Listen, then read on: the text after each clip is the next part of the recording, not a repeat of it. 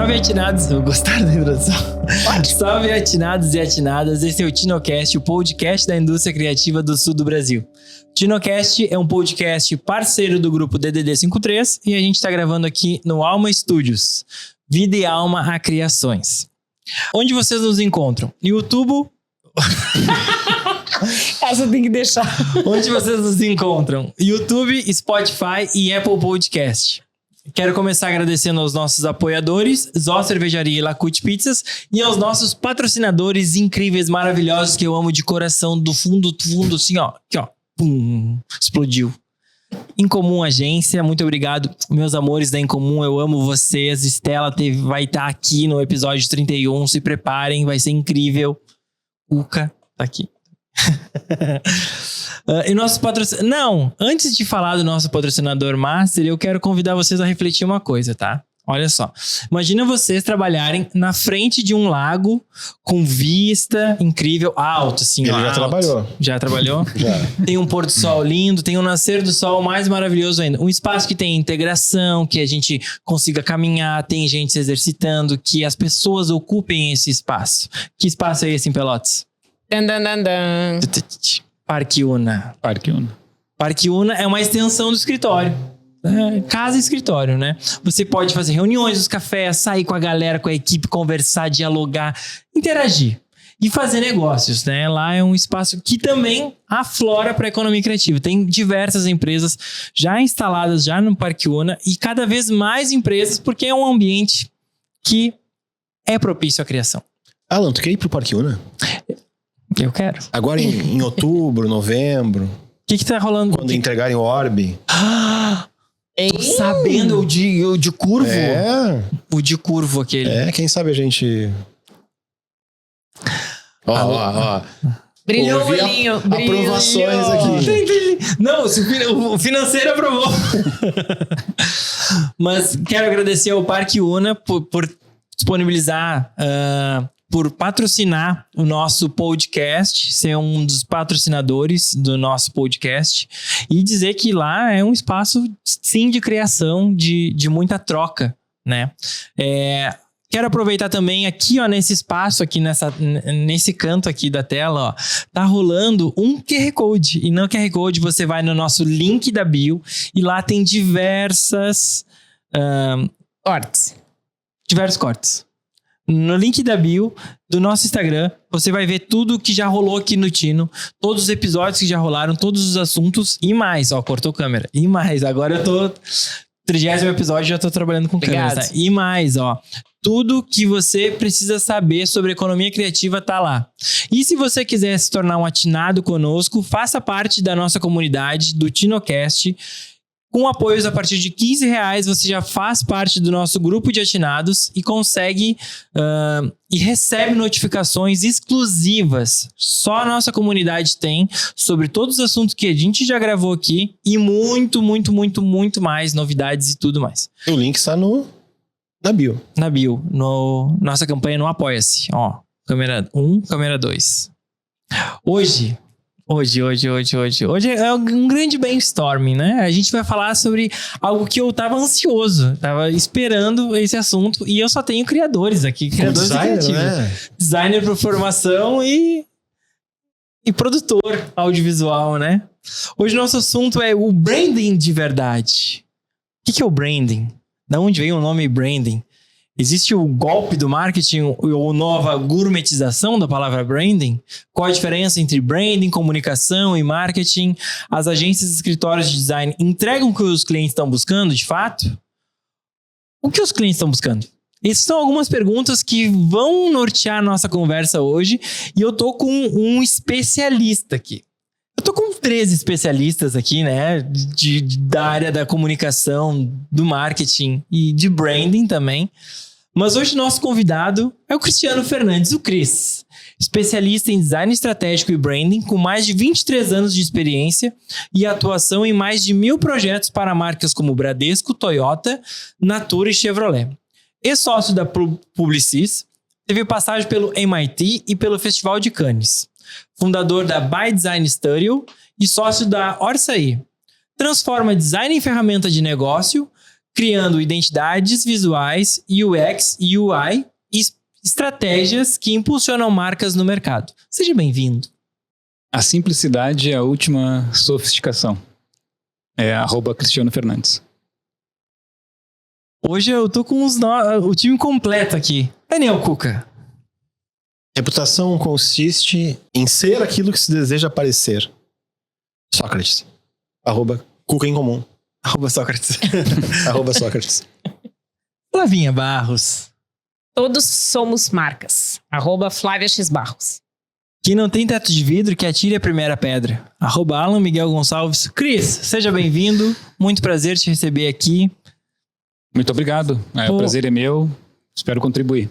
Você tem uma trajetória muito legal. Conta um pouquinho rapidamente dessa tua trajetória, desses 23 anos de comunicação, branding, marca, design.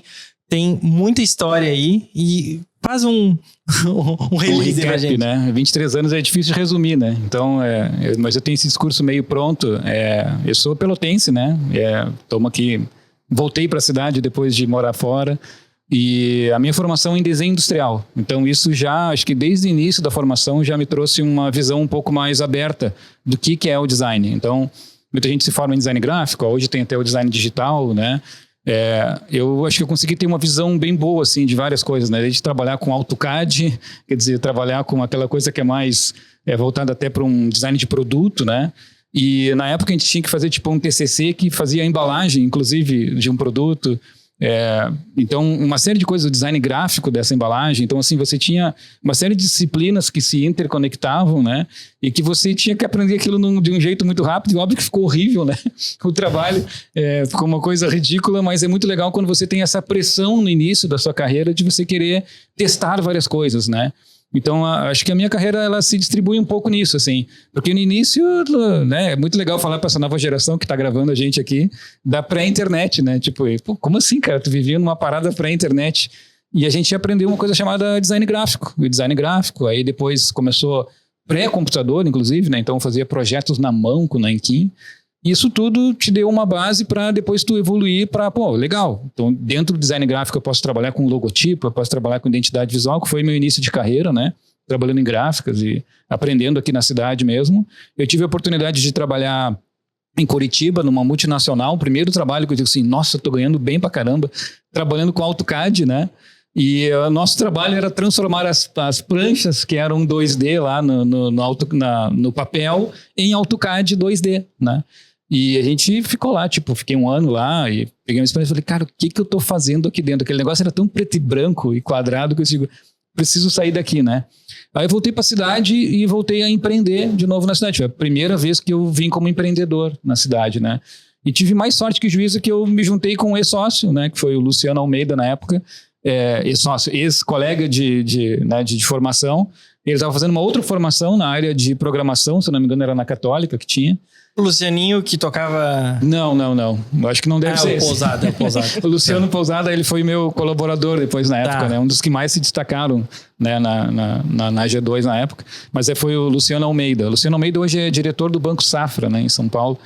E a gente tem um contato ainda próximo e ele acaba também sendo meu cliente em algumas iniciativas, assim, em alguns projetos. Mas o Luciano, ele tinha sempre essa visão de empreendedorismo, né? E, cara, aprendendo aqueles negócios de programação e tal, ele falou, cara, vamos... Eu falei pra ele, cara, tô precisando trabalhar, velho. Não deu certo lá em Curitiba, achei aquele negócio chato pra caramba, voltei pra casa dos pais, né? E falei, cara, tô precisando trabalhar. E ele falou, baca, tem uns logotipos aí pra te fazer umas camisetas, vamos tocar pau aqui, tu faz, eu vendo. Nosso primeiro escritório foi atrás da Santa Casa, ali tem um prédio comercial ali. A gente dividia o escritório com o... Acho que era o contabilista do pai dele. Aí só tinha uma janela, tá ligado? Assim, e a gente brigava por aquela janela. Quem é que vai pegar o sol hoje, né? O contabilista ou o designer? Ele comprava computador no Paraguai. Tem várias histórias que a gente fazia. Vendia os computadores do Paraguai para ter uma renda extra. Então o início é sempre muito legal, assim que você vai se divertindo, né? E nessa época já era artistas gráficos. Isso, aí que surgiu esse negócio chamado artistas gráficos, sabe? Que foi muito legal, porque o pessoal perguntava, a gente trabalhava, a gente fez camisetas pra Tuane, cara. Não sei se te lembra da Tuane. Nós também fizemos. Porra, cara, é muito legal. Aí, assim, aí o Luciano, ele teve sempre essa questão de ser um cara meio Steve Jobs, assim, meio inovador e tal. Então ele falou o seguinte, cara, nós temos que ter o melhor computador da cidade. Então, nós pegávamos dinheiro tudo, cara, a gente não usava pra nós. Assim, a gente pegava os caixa, né? Usava pra comer, morava com meus pais, então beleza. Pegava o dinheiro e comprava o melhor computador que tinha. Aí ele falou o seguinte, Cris, tem uma parada aqui que chama Photoshop. Tu tem que aprender essa parada. E eu falei, cacete, velho, Photoshop. Tá, mas o que é isso? Não, é o seguinte, eu tenho 5 disquetes aqui, a gente vai instalar esse negócio. Eu comprei um livro, que eu fui numa feira em São Paulo, não sei aonde. Aí aquele livro, eu falei, cara, tudo em inglês, né? Sei lá, eu não sabia inglês também. Mas tem um monte de figurinha, vou seguir esse negócio. Caraca, olha o que esse troço faz. Aí começamos a fazer uns negócios malucos. E aí a gente precisava ser conhecido, né? Por alguma marca. E essa marca era... A gente falou, cara, vamos chamar de artistas gráficos, sei lá, vamos botar esse nome, né? Pô, podia ter trazido até um portfólio impresso ainda do artistas gráficos lá, né? No meu escritório. E isso fez a gente ser meio que conhecido na cidade, assim, mas a gente não era agência, a gente não era produtora, não tinha essas coisas. Cara, a gente fazia o que aparecia, né? Até que o Luciano falou o seguinte, Cris, esse Photoshop aqui, cara, dá pra fazer umas paradas chamadas site. Eu falei, tá, o que é site? Ele falou, cara, o site é o que roda na internet. Tá, o que é internet? Eu não sabia nada, cara, né? Tipo, eu tava fora do eixo, só que a gente entrou num momento em Pelotas que tava a CTMR bombando. E começou a ter o quê? Um monte de servidores, né? De internet. Tinha mais que em Porto Alegre. A nossa internet era a melhor do estado em Pelotas. Isso lá em 98, 99. Tá? Então não é 2098, gente. É 1998. Então ali, antes do bug do milênio, né? Antes dos anos 2000. E ali a gente entendeu que, cara, peraí, o impresso, então quer dizer que esse negócio que a gente faz impresso, que é o folder, vai virar uma coisa online. E aí o Luciano falou, cara, esse é o futuro. Eu falei, cara, nós temos que estar nessa parada aí, né? E eu só queria, cara, na boa, ganhar dinheiro pra comer e pra ir pra uma festa ou outra, entendeu? Que era o meu momento ali, né? Solteiro e querendo crescer na vida. E aí o Luciano com uma visão e tal, eu falei, cara, vamos juntar aqui os trapos, vamos montar esse negócio. E começamos a fazer, acho que o primeiro site que a gente fez foi para Ercílio Calçados. E aí tinha a Século XXI, que era da esposa, né? Não lembro do nome do Osvaldo. Do Osvaldo, do seu Osvaldo, Sou muito grato, seu Osvaldo, deu as primeiras oportunidades pra gente. A gente era a agência da Ercílio. Isso. E eles fizeram o logotipo da Século XXI, cara, que era a loja lá. Então, exatamente. Tinha um conflito. Só que, cara, eu não sabia nada de marketing, de branding ou de publicidade. Tipo, a minha formação era design. O Luciano era formado ali em design também e estava fazendo uma formação em tecnologia. E em algum momento o Luciano, pelo contrato do Osvaldo, falou assim, cara, quer fazer um logotipo aqui e tal? Cara, só que a gente fez um logotipo, que não era um logotipo, era uma ilustração 3D. Cara, eu ia falar isso, né? Mas eu não vou falar isso, né? Não, mas que, cara, era ridículo, tá ligado? Era uma parada tipo assim, caraca, velho. Era bonito. Era bonito, mas não se aplicava, mas não servia como logotipo. Não era. Tanto é que a impressão na sacola ficou bem ruim, cara, porque ponto... Assim, ó, a gente fez um negócio que eu acho que hoje seria um negócio contemporâneo, sei lá, como é que a gente pode usar essa palavra? Disruptivo, né? Mas que na época, cara, e tu olha pra trás, né? É legal tu olhar pra tua história assim, cara, como é que eu fiz esse negócio aqui? A gente faz coisa ruim mesmo. Aí a gente fez aquele negócio ali, só que assim, cara, era um negócio que, tipo assim, era um nível Globo de 3D, assim. Nós usamos uns plugins alienígena que o Luciano tinha comprado em São Paulo. E o Photoshop é o seguinte, ou tu fazia um negócio na mão, tu era um artista, ou tu adquiria uns plugins que custavam caro pra cacete. Na época, o Luciano fez umas burlação lá de sistema, hackeou. O Luciano era meio hacker, assim, até hoje acho que é. E aí ele foi lá e burlou o Photoshop, cara, e conseguiu um negócio que custava, sei lá, $300 na época, ele fez de graça, aquele troço burlou, né? E aí a gente conseguiu fazer uns render que, tipo assim, cara, era umas esferas muito realistas, né? E aí eu peguei as manhãs das máscaras do Photoshop e tal, eu digo, cara, vamos mostrar esse negócio aqui pro Osvaldo, né? Até tinha um conceito, né, do X que virava, de um V, que era um 21 em romano, sei lá, que... Cara, aí aquele troço virou fachada do negócio, né? Só que aí, cara, entrou o primeiro job de web design. Cara, vocês fizeram isso aqui, o Luciano falou, não, peraí, a gente também faz uma coisa chamada website. Nós vamos botar os calçados da Século XXI na internet. Tchê, como é que faz isso? Não tenho a menor ideia. O Luciano disse assim, ó, sei lá, cara, faz uma vitrine realista aí, bota os calçados lá, alguém vai codar esse troço aí. Ah, mas quem vai codar? Não, tem um amigo meu aqui que faz, não sei o que, cara... Não sei, o troço ficou de pé. Acho que ninguém conseguiu carregar até hoje o site, tá? Porque ela devia ser tão pesado. Tá carregando ainda, né? Tá aquele negócio que é infinito, assim. Só que, cara, aquilo foi a porta de entrada pro César Paz, em Porto Alegre, que era dono da Alpha Graphics, que era uma gráfica, né, uma franquia multinacional que tinha em Porto Alegre e tal. O César tinha uma missão de botar um braço de internet naquele negócio lá, porque era uma das premissas da empresa da multinacional lá, né, da Alpha Graphics. E aí que entrou a sacadinha. A Alpha Graphics, que tinha o símbolo que era AG, e a gente era Artistas Gráficos, que também era AG, né? Então essa é uma das teses, hipóteses, que eu achava lendas que era, urbanas que falam que surgiu a AG2, né? E aí depois o César, que é muito esperto, e o César sim, tem formação em marketing e tudo mais, ele falou, não, é o seguinte, cara, nós vamos ser a segunda agência, nós vamos ser a agência alternativa, nós vamos ser a agência digital. E aí que surgiu a AG2 em ano 2000 em Porto Alegre. Então eu vou contar uma coisa que talvez tu não saiba. Fica à vontade. Nessa época, a Incomum, que não era Incomum, era Insight, né? Nós trabalhávamos muito com a Alpha Graphics. O César e o Cláudio nos visitavam, sei lá, semanalmente, ou de 15 em 15 dias, porque eles vendiam muito para Pelotas. Agora me lembrei do nome também. Talvez tenha te visitado, ou talvez os principais clientes deles, eu acho que eram umas agências, né? A gente fazia muita folheteria, assim, que quando não dá para imprimir em offset em quantidade grande, tinha que ser uma quantidade mais reduzida, se fazia lá que era uma gráfica expressa. E aí nisso a gente criou uma relação ali, né? E teve um momento que ele nos convidou para fazer parte de uma empresa que faria internet.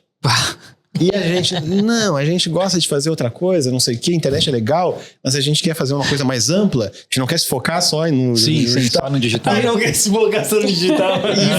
E virou a G2. Exatamente. E aí, cara, a gente começou assim, ó, bombando, né? Era uma mesa que foi desenhada pelo tio do Luciano, que foi meu professor, né, de desenho industrial, ele era professor de perspectiva, professor Alex até, se estiver nos vendo aqui, um beijo, né? Porque o professor Alex foi um dos caras que mais me deu essa base do design, né? Me ensinou perspectiva isométrica, me ensinou a desenhar à mão. Então, acho que a minha base como designer foi muito na formação dele, assim, que ele era um professor muito exigente, né, na entrega. E por coincidência ele era tio do Luciano, influenciou o Luciano também aí pro desenho, né? E foi ali que a gente fez amizade. E depois descobriu também que o Luciano era meu vizinho, né, cara? Então é uma história até pré a gente fundar a G2. Mas focando na G2, assim, cara, aí chegou um momento que a gente disse assim, cara, vamos para Porto Alegre, né? Aí enchemos uma Towner, que acho que era do pai do Luciano, aquelas Towner que era de cachorro-quente, sabe? Ele tinha uma Towner daquelas, botamos, a gente tinha um baita patrimônio, né? Os computadores e a gente pediu pro Alex, que era um desenhista de móveis, nos ajudar a desenhar o móvel que a gente tinha Então a gente viajou no desenho do móvel. Cara, era um móvel para 3 lugares, tá? Era eu, Luciano, mais um sentado ali, e a gente fazia aquele negócio ali funcionar. E era no fundo da gráfica. Não funcionava ar-condicionado, pegava o pior sol. Então assim, cara, tu começa de um jeito, né, que tipo assim, são os guris do fundo lá da internet que estão lá no fundo da gráfica, mas a gente estava bem localizado ali, né, enfim, em Porto Alegre. E o César, enfim, tinha uma vitrine grande Daí começamos a atender ali os clientes, né, dele, né? Então o César atendia muito impresso da Lojas Renner, da Tintas Renner. Então vamos prospectar esses caras. Aí começam os primeiros projetos, né, lá de internet ali com o César. E, cara, era tanto sócio lá que não lembro. 2000, César, isso, 2000 2000, cara. 2000, acho que foi bem redondo, assim. Acho que foi... Pois tu falou em 23 anos, mas a Incomum tem 30, né? Eu acho que tu tá com menos anos aí. Tô com menos anos ali, mas de experiência, assim, de mercado mesmo, né, gente? Que eu me sinto que eu tô realmente trabalhando, né, pro mercado, tem esse tempo, então... Mas sim, né? Aí a G2 se tornou a maior ou a segunda. Na época tinha a outra Clique, né? Cara, teve umas histórias bem legais, assim, com a Clique, né? Pensa o seguinte, a gente era os 300 de Esparta, entendeu? E a Clique era, né, enfim, a galera que tava lá com dinheiro internacional de investimento, era a maior agência do Brasil em São Paulo, né? Só que, cara, eu preciso confessar que o César foi muito foda no movimento, né? Porque se em 2000 a gente fundou a empresa, em 2001 para 2002 o César já tinha uma sede em São Paulo. Ele entendeu que o mercado não era Pelotas, não era Porto Alegre, era São Paulo. Para aquilo que a gente fazia, não tinha como a gente sobreviver em Porto Alegre. Em um ano, a gente tomou conta de todos os clientes de Porto Alegre. A gente criava os web cafés para aumentar o nível de consciência dos clientes, de transformar o folder impresso em digital. Então, a gente convidava os grandes executivos da Lojas Renner, Tintas Renner, sei lá, desses Renner todos lá que tinham o dinheiro, e dizia para os caras, a gente ia nos escritórios, nas lojas deles e pegava os folder impressos. Sim, porque era uma fase de catequização. De catequização. Exatamente. Como hoje tem catequização de IA, se você não aprender IA, não sei o quê, e teve outras fases, e vão ter outras fases que as novas gerações aqui vão trazer pra gente. Na época a gente fazia isso, né? E o César tinha já essa pegada do marketing de catequizar, de dizer assim, não, cara, peraí, vamos fazer um café num lugar chique, num lugar legal. Era caro alugar aqueles cafés em Porto Alegre na época, né? Era o que tinha, não tinha cowork, não tinha... Tudo tinha que alugar esses cafés, tipo aqui, o Café 35, que a gente tá, um ambiente tipo esse, né? E você alugava aquele espaço, chamava os empreendedores, dava um presente, claro, dava um incentivo, mas a nossa sacada era levar as coisas impressas que eles tinham e dizer assim, tá vendo isso aqui acabou, olha o que a galera tá fazendo, é começando a fazer isso. A gente mostrava alguns exemplos de folders eletrônicos na época, que não dava nem para chamar de site, né? Mas tá, cara, tua presença agora tem que ser digital, porque agora tem isso, tem aquilo, tá e tal. E fechava projeto na hora ali. Só que coisa de 1 ano você acabou com o mercado de Porto Alegre e região metropolitana, né? A gente tentou um approach na Serra Gaúcha, não conseguimos entrar. Sim, é uma região blindada ali, só trabalha entre eles mesmo, nunca consegui entrar lá. A gente teve um case de entrar na Marco Polo, porque um sobrinho do cara da Marco Polo foi trabalhar com a gente, aí conseguiu uma abertura, não teve mais nenhuma marca lá. Então, o César, rapidamente, cara, São Paulo, né? E aí, cede uma parte da empresa, não tem interferência desse sócio, mas a gente tem uma sede em São Paulo que era o dinheiro mais caro que a gente tinha, né? E aí começa as tretas. Tá, seguinte, cara, nós temos uma equipe em Porto Alegre e trabalha em São Paulo. Como é que a gente se fala? Cara, internet de escada, velho. E aí começou, daqui a pouco, a ter a internet aquela mais banda larga. A gente começa a ter isso, né? Mas qual era a treta? A gente criou uma coisa chamada voz sobre IP, né? Que era VoIP. E a gente... Era muito legal, cara. Tu pegava o telefone em Porto Alegre e discava 9625 e caía no Luciano por telefone. As reuniões eram por telefone. Então, assim, sei lá o que o Luciano vendia pro Bradesco, a gente sei lá o que a gente entendia em Porto Alegre, a gente produzia e foi assim por muito tempo, né? O início da G2 foi dessa maneira. Briefing por telefone. Por e-mail, né? Então chegava o e-mail, tinha que esperar carregar o e-mail e tal. Fax. E fazia uma reunião. Volta e meia, era uma realidade. Vinha rascunha por fax, sim, normal. Assinatura do briefing para Até eu lembro de um cliente uma vez, na época ainda de fazer só identidade visual, né? Um cliente de Chapecó, se eu não me engano, na época a gente fez umas ilustrações para uma festa da linguiça, foi um troço muito louco, assim. A gente fazia uma ilustração porque a gente ficou bom naquela parada do Photoshop. Então a gente ficou meio que os ilustradores, né? A gente criava uma ilustração muito legal, fazia a mão, escaneava, scanner, jogava pro Photoshop, 300 dpi e começava a pintar aquele troço. Salvava a cada 2 minutos para aquele troço aguentar, né? Mas nós tínhamos o melhor computador do estado, né? Então aquele troço aguentava. O Luciano sempre investiu bem, assim, em hardware, então a gente tinha um bom hardware, assim, uma boa TV configurada ali, um monitor, né? E na época fazia diferença isso, né? Mas a questão que eu ia falar da festa da linguiça lá é que o cara mandou fazer um cartaz pra gente, divulgando isso, telefone e tal, aí aumenta o logo, aquelas coisas, né, de ajuste de cliente, aumenta logo, aumenta o número do telefone para entrar em contato, para comprar um ingresso da tal da festa da linguiça lá. E chegou um momento que o cara falou o seguinte, cara, tu pode botar o seguinte, a gente tá adquirindo um fax. E era um troço diferente, né? Estávamos adquirindo um fax. Bota breve fax embaixo do telefone. Porra, breve fax, cara. Galera que não sabe o que é um fax, entra no Google, procura fax. Então vocês vão entender o que era o desafio de mandar um briefing por fax, né? Era um teletransporte de papel. Meti o papel do lado, o papel saía do outro. Papel saía do outro, todo mal, uma resolução ruim. Gente, tô contando histórias aqui. Quando foi a chave de voltar para Pelotas, assim, com a G2? Eu queria só pontuar isso, assim, porque a G2 foi um marco, digamos, da exportação de criatividade de Pelotas. Foi a primeira grande empresa a usar a mão de obra de Pelotas para vender para o mundo. Sim, exatamente. Sem dúvida. Foi o conceito e aí tu entra, vê que é um cara visionário como o César Passo que teve essa visão.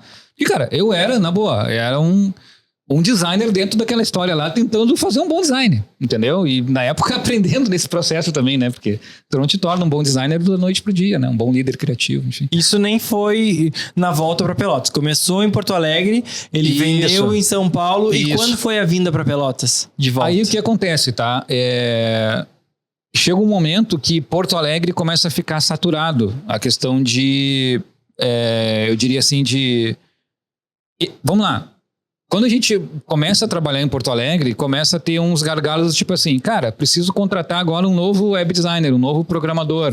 A gente tinha uma casa, né? Tipo uma casa tipo essa aqui que a gente tá em Porto Alegre, que foi a primeira sede da empresa, assim, uma casa 2 andares. Era uma casa residencial que a gente alugou para atrás da onde era a Alpha Graphics. Então a primeira sede da G2 foi na Alpha Graphics, no fundo da gráfica. a gráfica do César faliu, deu errado. Então ele, só tem o plano A agora, que é a G2, né? Então não tem o plano B, não tem o plano C, é o plano A. Ele fez o plano A dar certo e, cara, vamos economizar custo, porque era uma estrutura de gráfica, de impressão gigantesca, né? Numa avenida principal em Porto Alegre. Então, nós alugamos nos fundos. Nos fundos tinha uma casa residencial que alugava também para fazer escritório. E era mais barato e tal, enfim. Então a gente alugou aquele espaço ali, deu uma pequena reformada e, cara, vamos trabalhar. Servidores ficam no porão, ar-condicionado de pau e a galera sofre no calor em cima, beleza. E é isso. Só que mão de obra para fazer isso. Os primeiros mão de obra, cara, a gente importou de Pelotas. A gente tinha uns amigos, tem uns malucos aqui, um estuda programação, o outro fez uma formação em design, nem tinha formação em design direito ainda. Vamos trazer esses malucos aqui que a gente conhece e vamos convidar os caras para vir. Os caras foram, entendeu? Um custo maior, inclusive, né, de tu bancar os caras em Porto Alegre, mas os caras dividiam um apartamento. Aquelas coisas assim, meio startup, tá? Meio loucura, assim, gurizada.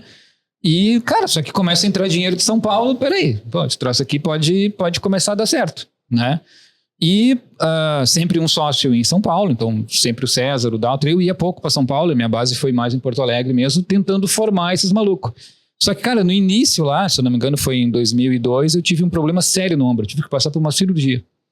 No início da G2, assim, tipo assim, o seguinte, cara, o negócio começou a decolar, cirurgia. Eu falei, porra, velho, o que tá acontecendo aqui, né? Eu tinha uma coisa chamada escápula ressalto, foi operado pelo Dr. José Raimundo. Foi legal trazer esse ponto aqui para te entender o quantas vezes legal tu ter sócios que me bancaram. Eu sou muito grato aos meus sócios até hoje.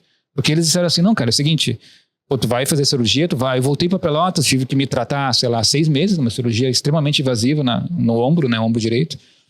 E fisioterapia, não sei o quê, e eu acabava, então, meio Pelotas, meio Porto Alegre, tentando treinar esse time, né? Até que chegou uma hora que, tipo assim, cara, tá tão difícil de levar a galera para Porto Alegre, tá caro. A gente não achava talentos em Porto Alegre. A galera de Porto Alegre queria trabalhar para as agências de Porto Alegre, cara. Porra, as agências de Porto Alegre eram top, entendeu? Era muito legal. Quem é que vai querer trabalhar para a G2 em Porto Alegre, né? Ninguém queria, então disputava mercado com as agências, o mercado de pessoas qualificadas. Que na época eram muito grandes e rolava muita grana. Ali era RBS direto, mídia, então assim, era um dinheiro infinito ali.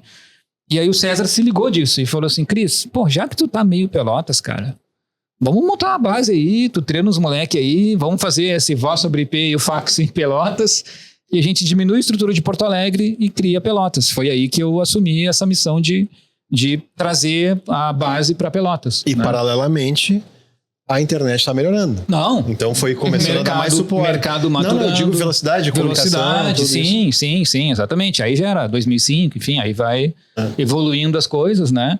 E o negócio também em São Paulo, ele se tornou mais maduro, né? E a gente tinha basicamente as primeiras clientes que a gente atendeu em São Paulo foi muito legal, cara. DM9, sabe? W Brasil.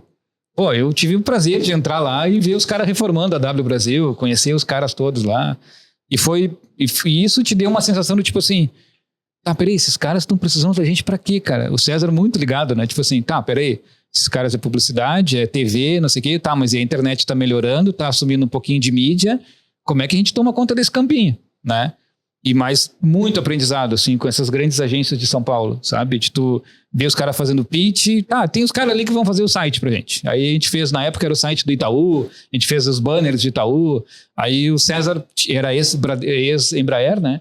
Então ele também trouxe a conta de Embraer pra gente. Embraer é uma conta que nos sustentou muito, assim, foi responsável em algum momento por 80% da empresa, né? Acabaram de anunciar hoje que a Embraer teve o maior lucro da história. Que ia fuder, cara. Esse ano. É legal isso. Ninguém sabe. Vocês, né, geração nova que tá nos vendo aqui, não conhecem a Embraer, dá um Google, cara. É uma empresa foda e que é brasileira e que exporta tecnologia pro mundo inteiro. Você vai viajar no interior dos Estados Unidos ou Arábia, é Embraer. Daqui a pouco caiu um avião, né? Da Embraer desses aí, não sei aonde, mas... Porque, cara, os caras estão presentes no mundo inteiro e é tecnologia brasileira, os caras têm formação brasileira, engenharia brasileira. Tive o prazer também de trabalhar há muitos anos atendendo a Embraer lá em São José dos Campos e realmente entrar na linha de produção, ver como é que os caras fabricam, poder andar naquele avião, sentir como é que é o negócio para te poder fazer, na época eram os hot sites, né? Então eles lançavam Então tem várias histórias aqui também da gente da Embraer. Se vocês quiserem eu posso trazer aqui. Mas uma específica a gente fez o hot site daquele ator chinês famoso americano que tá nos Estados Unidos. Como é que é? O Jack Chan. Jack Chan. Lembrei o nome dele. Cara, para vocês entenderem, é um negócio tanto dinheiro, assim, sabe? No sentido, a gente pegava um pedacinho disso, claro, né?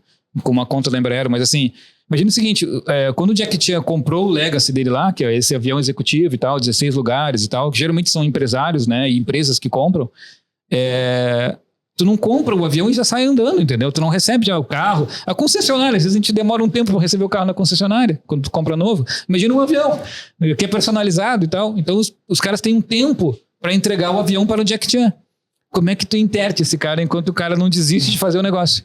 Cara, demora, sei lá, 6 meses, 1 ano, não sei quanto tempo demora no detalhe, mas é um período grande de espera para os caras montarem um avião, né? Às vezes não tem que fabricar até a peça, o negócio não é específico, ainda tem, eu quero a cor do banco dessa cor, então o cara tem que fazer uma coisa mais personalizada ali, né? E o que acontece?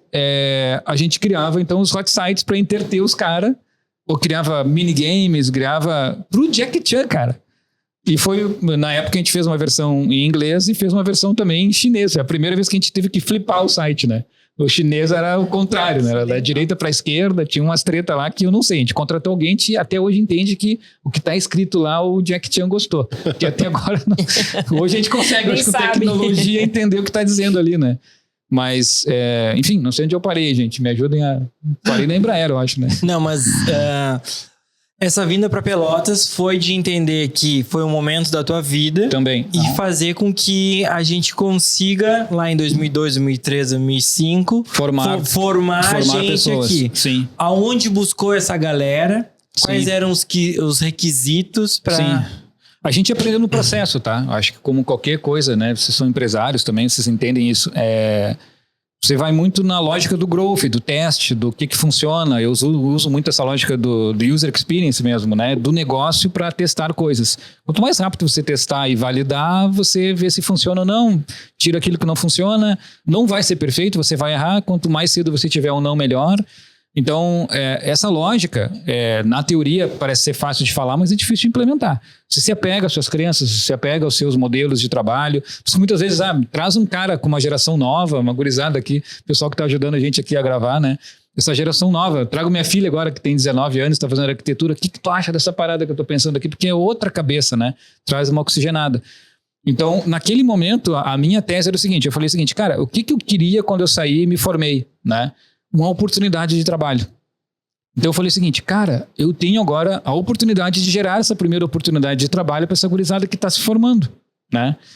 E estrategicamente a gente se juntou, claro, com as nossas bases. Então a gente foi no IFSU, a gente foi na Federal, a gente foi na Católica, e são basicamente essas 3 bases de formação de talentos que na época a gente ajudou a aumentar o nível de consciência. A gente fez umas palestras para estudantes, e deu 0 resultado. A galera não se interessou porque a gente queria, não sei o quê. Falei, cara, onde é que a gente tá errando, né? Embraer já tinha o início de Bradesco, já tinha algumas marcas que faziam sentido e contratos que poderiam bancar, né? E times dedicados, né? Aí eu falei assim, cara, quem sabe a gente tenta treinar os professores. E os professores vão ser os nossos influencers dentro das faculdades. Cara, aí deu match. Então a gente dizia assim, professor, dava um presentinho, chamava ele com carinho, trazia ele para nossa... A gente já tinha uma sede na Neto, se eu não me engano, ali foi uma das primeiras sedes que a gente teve naquele prédio bonitão, acho que é o Albert Einstein, né? Que tem não sei se é na Neto ou na 7. Na 7. Depois foi na Neto, a gente mudou para Neto, que é aquela das torres ali, né? Porque naquela época, foi quando eu abri a agência em 2013 e abri nesse mesmo prédio. E eu me lembro que a G2 era ali e a Cuba era ali também. Era meio que um... Isso, exatamente. Era uma galera. Era o Parque Una. Isso. O Parque Una. Na época. Era o Parque Una de Pelotas, exatamente. Era o Parque Una, né? Era todo... E aí o que acontece? Era uma salinha. Nesse processo de formar gente, assim, de chamar os professores, né? A gente ia muito, assim. E aí eu acabei formando também... designers no meu time que tinham essa habilidade de ensinar, que hoje são professores do IFSU, da Católica, eles seguiram um modelo acadêmico, alguns deles, né? Então, tu viu o quanto assim a tua coisa tu não sabe onde vai parar, né? Tu vai testando, tu vai vendo, e aí começou a gente a ficar meio que famoso dentro dessas coisas, dentro desses nichos, né? Pô, cara, parece ser legal trabalhar na G2. Porra, criamos o nosso branding, criamos o nosso posicionamento, achamos como é que a gente quer ser reconhecido, né? Meio que como um vírus. A gente implantou o vírus nos professores, tratava eles bem, e aí eles comentavam na sala de aula. Pô, tô me formando aqui, professor. Pô, o que eu faço? Cara, a G2. Começou a criar esse branding. E se moldou, né? Também eu acho que essa crença, né? Também de um mercado potente, criativo. Sim, e que poderia trabalhar para fora. Isso, exatamente. Hoje, claro, isso era muito forte, mais fácil, né? Hoje muito mais fácil. Mas assim, eu acho que existiam poucas empresas, pelo menos em Pelotas, que eu me lembro, e assim, o digital possibilitou isso, né? De você trabalhar em Pelotas para marcas de São Paulo. Cara, eu não tô trabalhando pra agência. Muitas vezes assim a gente falava, né? Eu falava pros meus pais assim, pô, pai, a gente tá trabalhando pro Bradesco. Ele falou, qual agência? Da Fernando Osório, da que eu conheço o gerente. E eu falei, não, pai, a gente tá trabalhando pra marca Bradesco de São Paulo. Ah, não, aí ele não conseguia dimensionar isso, né? Outra coisa, a gente tá também trabalhando para uma das maiores fábricas de aviões do mundo, que é a Embraer, que é brasileira. Ele falou, que legal, tá? Então vocês ajudam eles a fabricar aviões? Não, a gente ajuda na comunicação, a gente trabalha nessa... Então era mais difícil de explicar, mas por incrível que pareça, gente, assim, as pessoas não acreditavam, né? Vocês estão trabalhando de Pelotas para essas marcas. E por que Pelotas, né? Como chegou em vocês? Foi um negócio meio louco. Mas assim, essa ponte que hoje a gente tem esse movimento ainda de entender que São Paulo é um grande centro comercial, de que até em comum é assim, não necessariamente São Paulo, mas Chapecó. Que tu tá mais perto de São Paulo, que tu atende clientes em São Paulo e tu tem clientes em Tocantins também. Não necessariamente o Sudeste. O Sudeste é o que move economicamente de forma criativa o Brasil, tá? Ao meu ver. Posso estar enganado em termos de números. É o centro econômico, né? Mas assim, é o centro econômico. São Paulo, Rio, São Paulo e o resto. Exatamente. Assim dizer. E aí, esse entendimento, até hoje, quem quer crescer, tem que trabalhar para São Paulo. Sim. Porque vai ter um know-how. Tem uma hora que tu precisa botar um pé lá, com certeza. Não, desculpa. Tá. Não, mas nessa época, assim, trabalhar com clientes de lá, conseguiu implementar esse vírus aqui. Sim. Como que foi para fazer com que a cultura da empresa... Temos um branding. O que foi esse branding aí de... A gente nem sabia o que era isso, né? Eu ia perguntar isso. Era uma construção consciente ou isso foi indo e foi ganhando? Não, de maneira nenhuma. Porque de fora era muito forte, né? Parecia uma coisa muito bem estruturada. Eu não sei, cara. Eu acho que assim, pelo menos assim, a lembrança que eu tenho, é claro que eu estava do lado do empreendedor, eu não estava do lado do empregado. Mas assim, eu acho que a gente cuidava bem das pessoas, sabe? Eu tentava cuidar com as condições que a gente tinha. Então, eu me lembro, cara, eu era sócio da empresa, fundador da empresa.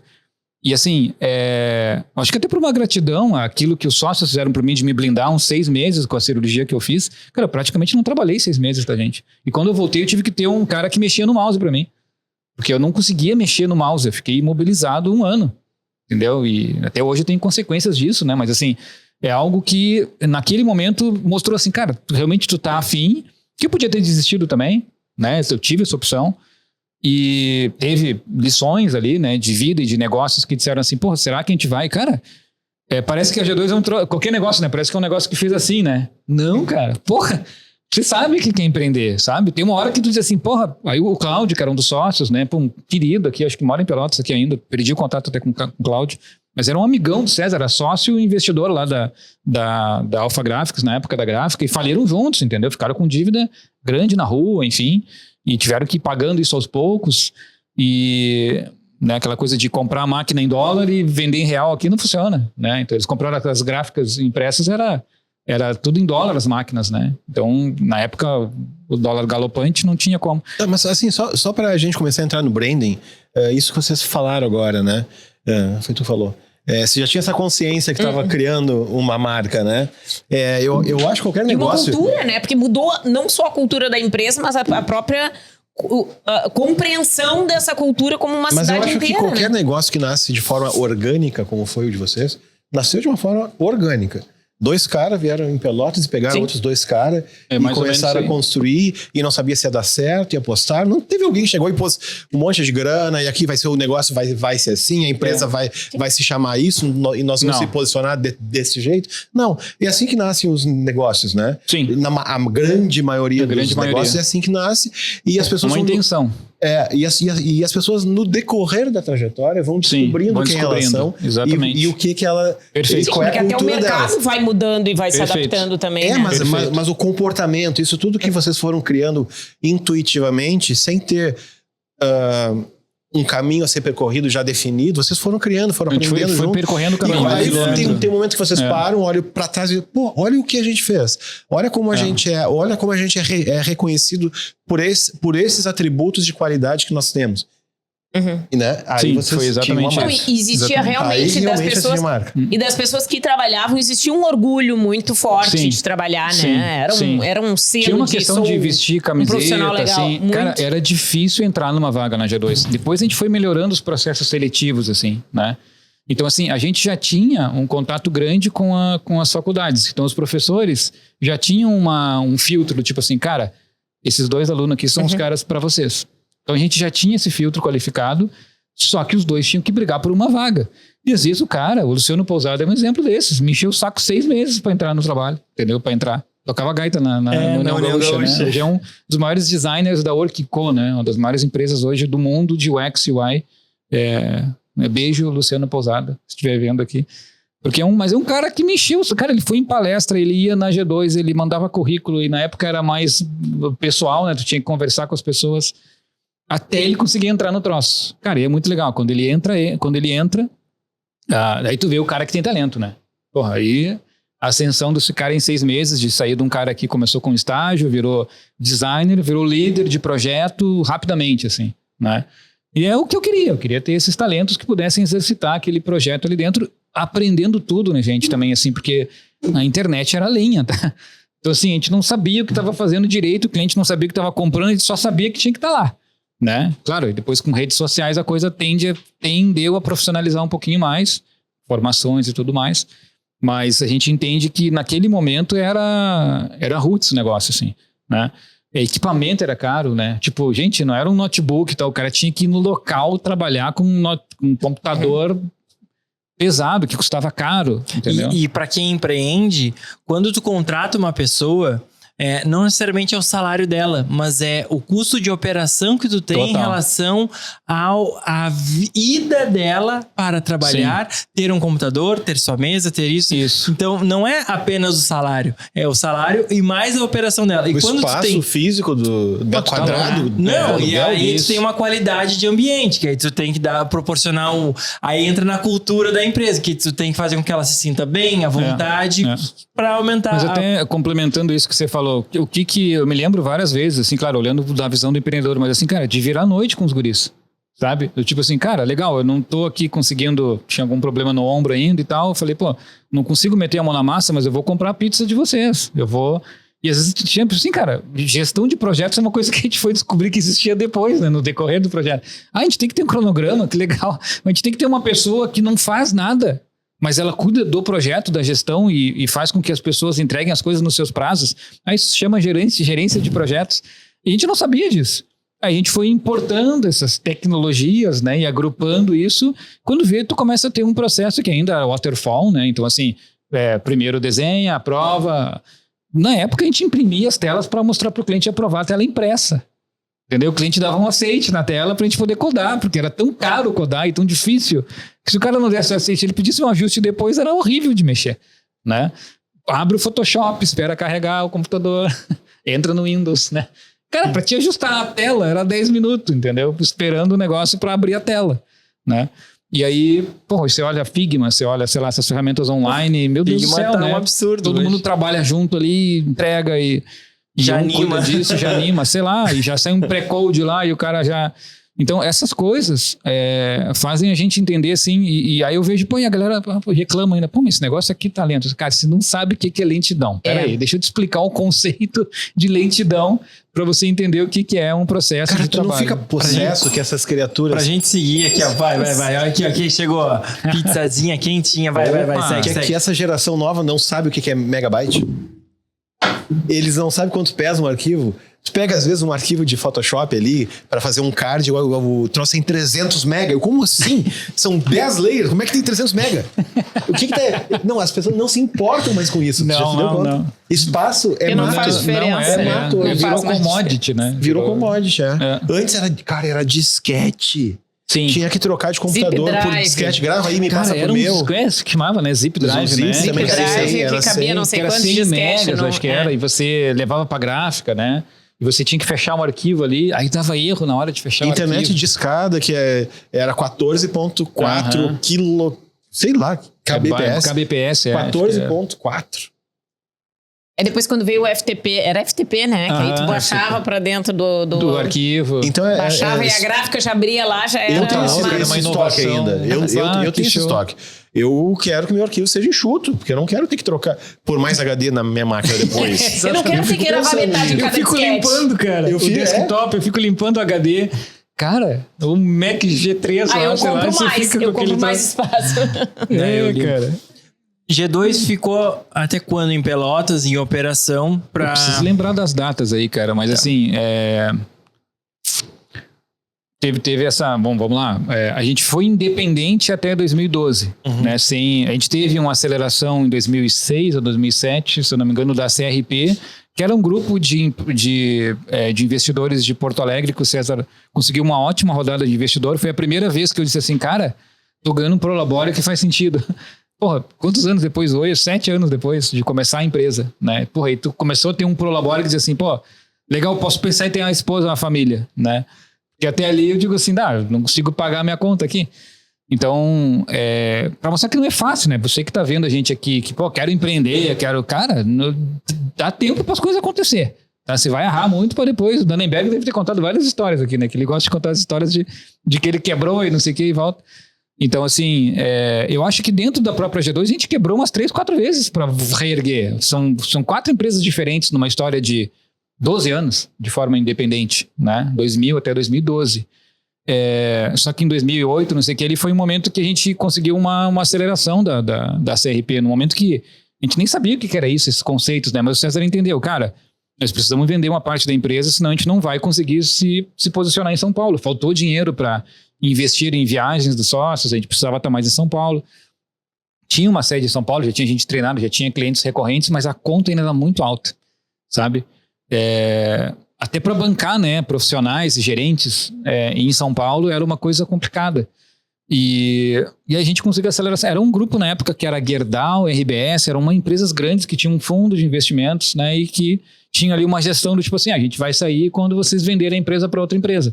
Então eles, quando a gente vendeu para o Publicis, acabaram recebendo lá um percentual, também diz que eles tinham uma sociedade em cima disso, né. Então eles entenderam que era um negócio que tinha um potencial e investiam nessas empresas de tecnologia, né, porque a gente era posicionado como uma empresa de tecnologia. E aí a gente conseguiu dar esse salto ali. E aí, eu não sei se eu respondi a tua pergunta de Pelotas, tu falou? O timeline, né?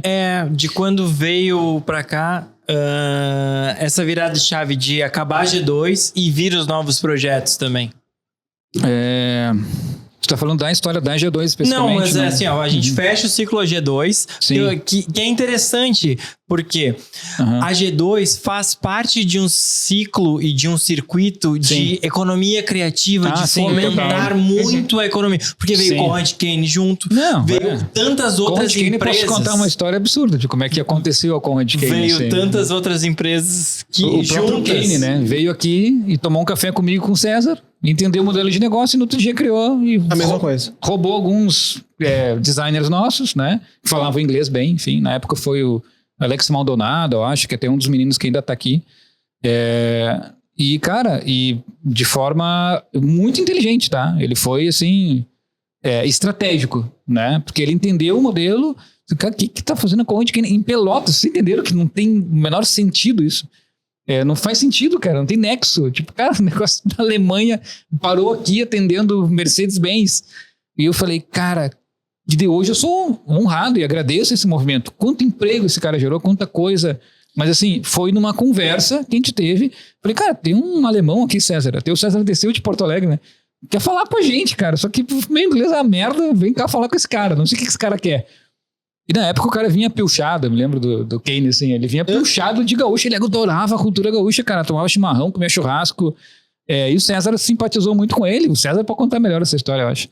Mas na época o César contou, não, cara, nós temos esse modelo de negócio assim, assado, conversa, tomando chopp.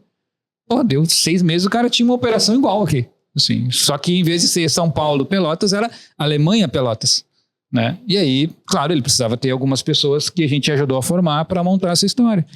E com base nesse estímulo da época, vieram outras empresas com um modelo parecido, mas que valorizavam a cultura da empresa. Sim, sim.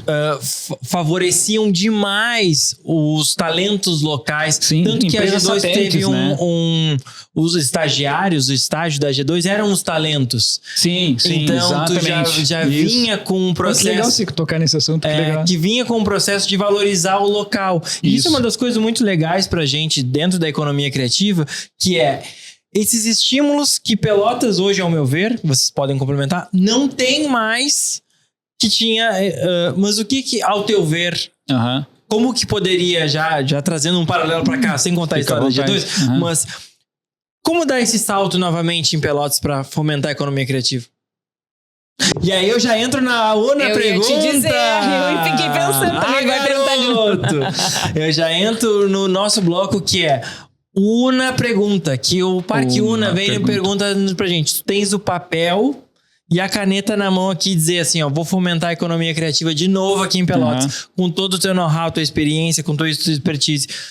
Como fomentar essa economia publicitária de designers, tudo eu tentei fazer isso quando eu saí, né? Então, rapidamente, o ciclo meu na G2 se encerrou em 2016, né? Quando eu passei 3 anos trabalhando para Publicis, fiz o buyout, mudei para São Paulo, com família e tudo, e vi que aquilo não significava, mas para mim eu não tinha a intenção de continuar em São Paulo, eu queria dar uma oxigenada na vida.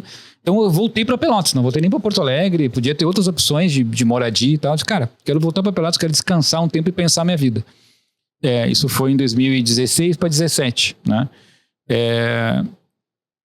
E cara, só que em algum momento começa a despertar aquela coisa tipo assim, muitos ex-clientes ou parceiros começam a te procurar. Pô, Cris, você não vai fazer nada, você não vai começar alguma coisa, você não vai... Então, lá em 2017 para 2018, estava se formando o Parque Una.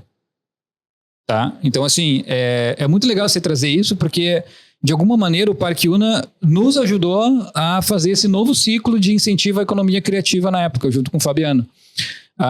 E na época, eu não estava com a By Design, eu estava com a Dex 01, que foi uma iniciativa minha que eu convidei o César, meu ex-sócio, para montar, né? Eu falei para ele, cara, tá tendo muita demanda aqui, tô querendo voltar a trabalhar, mas menos publicidade, mais user experience, mais trabalhar com experiência de aplicativo, de site, né? Naquele momento era assim que se chamava. E muita demanda também reprimida de alguns clientes que queriam branding, queriam identidade visual das próprias empresas que o César tinha criado na época. E aí eu falei, cara, vamos montar esse negócio. A gente montou, depois eu conseguia trazer a Nath e o Nano como sócios na época, que estavam trabalhando em Brasília, então eles vieram para o Sul. Mas assim, a gente foi o primeiro container que teve de criativos no Parque Una, né? Isso eu posso botar também aqui, cara. Primeiro incentivo criativo que teve na cidade no Parque Una foi eu que montei lá com o César, com a Nath, com o Nano. Um container que a gente morria de calor naquele troço lá. O Caveirinha fez um baita projeto pra gente na época. Trocamos por permuta, foi uma loucura. Mas eu falei pro Fabiano, esse troço aqui tem que evoluir daqui, tem que ter um outro lugar. Aí surge o Una Makers, né? Os conceitos de Una Makers pra... Pô, cara, então tu quer um lugar mais legal, mais criativo, Una Makers, né? Então a gente até hoje tem a sede lá da Dex 01, lá no Una Makers. Eu cheguei a inaugurar a sede com eles lá e depois eu saí da empresa, né? Enfim, também por outros motivos, né? Enfim, pandemia. Eu tava assim, rapidamente assim, mas eu acho que esse processo que você falou, ele passa por instituições e locais como o Una. certo? Eu fui um dos primeiros incentivadores também ali a fomentar o Parque Tecnológico de Pelotas, né? Foi uma época ali... não lembro qual era o board ali, enfim, mas tinha vários iniciativa privada, tinha faculdades, tinha a prefeitura, né? E tinha os vários representantes ali, então eu entrei naquele processo para dizer assim, cara, deixa eu ajudar vocês a escolher as empresas que vão vir para cá. E como eu estava no board de escolha de empresas, eu não pude colocar a Dex lá dentro, porque não era ético, né? Não seria ético. Então a gente acabou indo para o Parque Una. Falou, tá, então, mas vão ter 2 locais aqui, de alguma maneira eu incentivei o Parque Tecnológico, mas a gente estava lá no Parque Una quando tudo era mato, tá? Assim, vamos deixar bem claro. Com aquilo lá, o negócio agora tá lindo. Sim, os containers existiram ali para dar mais movimentação ao parque enquanto os prédios não estavam erguidos. Exatamente. Sabe que esses dias que eu olhei, eu me dei conta que não tem mais containers? Sim. Eles ficaram ainda até ficou um baita tempo. Assim, atrás, né? Na época, a política que o Fabiano tinha era, cara, nós vamos fazer com que isso aqui seja a economia que não é os aluguéis das lojas que estavam ali. Era um negócio para ser economia mais barata. O barbeiro, não sei o que, tinha uma série de pequenas iniciativas. Assim, era muito barato, assim, era muito barato. Só que, cara, eu acho que na época, assim, acho que até teve alguma iniciativa ali de chamar arquitetos e coisa para fazer um negócio legal, mas não ficou... No final, assim, cara, é uma estrutura que ela era muito deficitária de infra, tá? Então assim, a ideia era boa, o conceito era bom, mas talvez o conceito de ser containers daquele jeito, sem ter uma fortificação ou um projeto bem planejado, não se sustentou, né? Mas também não era para sustentar. Não, eu acho que era um negócio temporário, era transitório. Eu acho que era um processo de transição ali, né? Mas enfim, era... E hoje, com papel e com a caneta na mão, o que tu faria para fomentar cada vez mais a economia? Eu acho que tudo isso, isso aqui eu acho que é uma iniciativa que vocês já estão fazendo aqui que tem que bater palma, né? As novas gerações conhecerem um pouco da nossa história, saber o quanto a gente tem que parar com a síndrome de cachorro magro, né? O quanto a gente é foda no que a gente faz, o quanto a gente consegue influenciar empresas alemãs a querer investir na cidade. Cara, eu sou influencer de uma empresa alemã que montou uma estrutura na cidade. Que do caralho isso, sabe? Que legal isso. Que coisa que te dá um orgulho, assim, que diz assim, cara, pô, quanto emprego você gerou nessa parada, né?